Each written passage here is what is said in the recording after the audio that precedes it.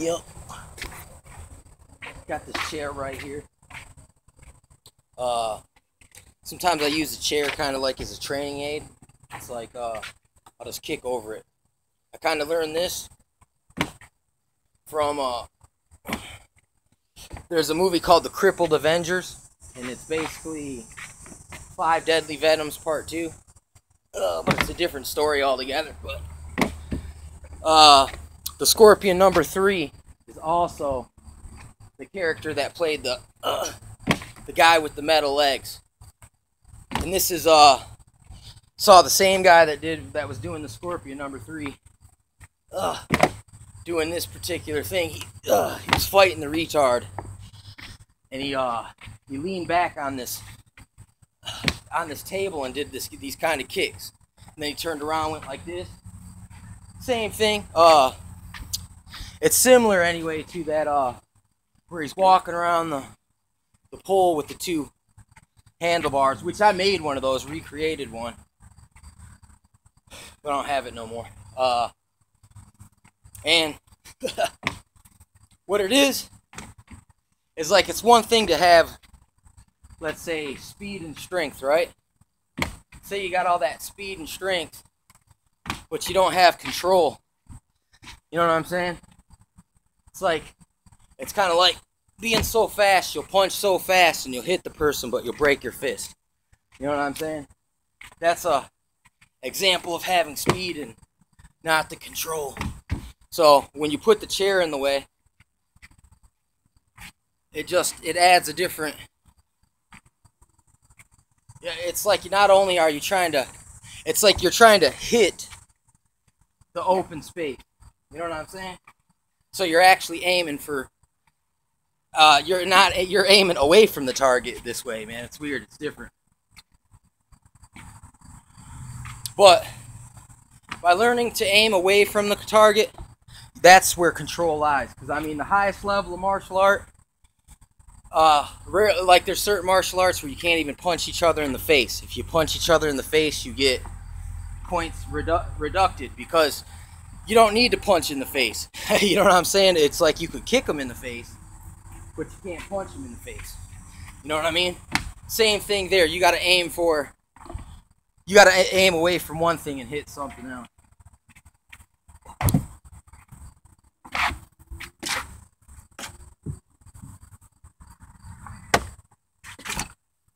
And plus, just doing these, doing these leg lifts like this, it's a real good workout, you know? And it helps widen the angle of your hip, you know, of your hip socket and the rotation of it. It's like over time, you gotta kind of like wobble your hip, man. Like, my hips are a lot different than they used to be. It's because I got this ability to turn my leg bone in and out like that. It comes from doing stuff like this.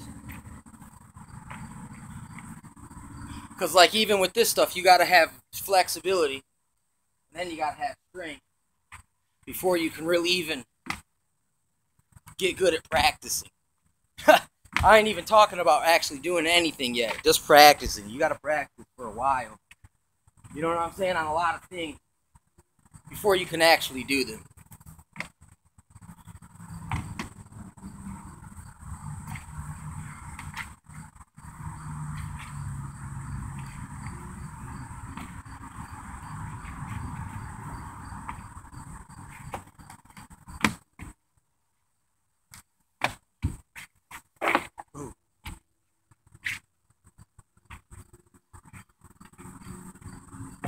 See, at the moment, I ain't necessarily worried about perfection.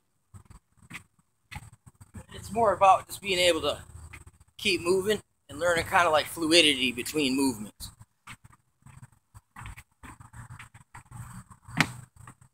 And this also is like, this is the perfect and environmental kung fu type training too. Using the railing is like it's similar to that, almost like that capoeira, except in that they use mostly the ground. You know what I mean?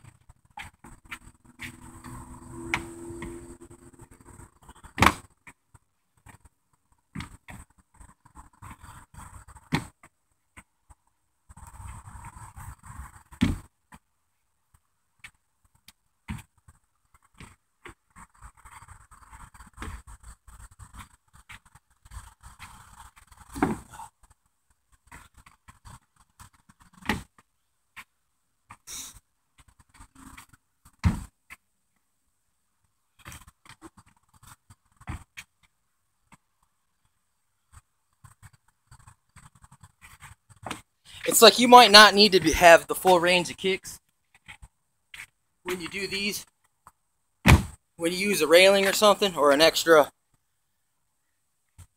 environmental tool, man, like a lever, incline plane, like that. When you add those things into it, you increase your range. For instance, like if you jump and grab a bar, and this bar is already 6, 7 feet in the air, right? So you can jump and kick 15 feet in the air now. If this bar is already 7 feet in the air, it's just, I mean, that's an easy way to explain it. Or if you're good at jumping off roofs and like hitting the ground and rolling, you know what I'm saying? That would be the opposite direction.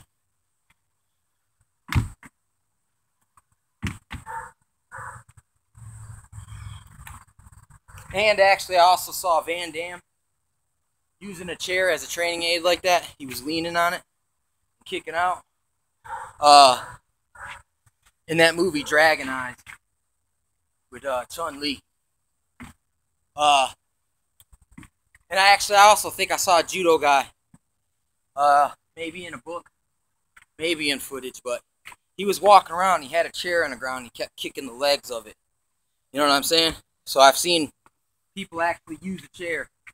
Then you can even think of pro wrestling, how they use a chair in pro wrestling, right?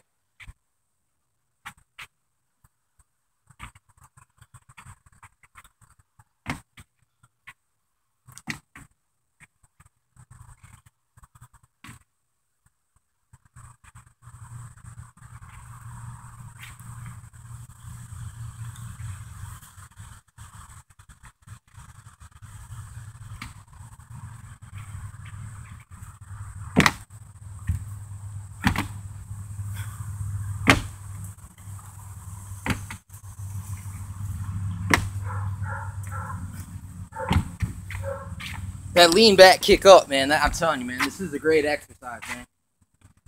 Because how often are you balancing on this point of your body, like this? Only maybe if people ride horses. So it's a different area of your body that it is. I think even the hips are described as like a cup. If you tilt them wrong, the water's spilling out. So your hips are one of your balance points of the body. In your head somewhere, and then one in your chest. So you got to learn how to get these three in coordination with one another. Because if you're bent one way, the theory is, the other two can compensate a different direction. You know what I'm saying? So you still got your balance even though you're not in your regular balance. Straight up and down. Your good posture. You know what I'm saying? That's your regular balance. And then you know how they tell you don't bend your knees when you're standing up, like say in a choir, because you might pass out. Basically, if you stand with your knees straight, all your weight is on your knee joints. But when you bend your knees, there's still stress on your joint, but your muscle compensates a percentage. So therefore, you preserve your leg joints. You know what I'm saying? And all your joints, basically. If you apply that principle to your whole body, that's the theory behind it. You know what I'm saying? And to me, it seems to be true to me. So I'm a lot stronger since I've been aware and try to work them out, man. You know what I mean?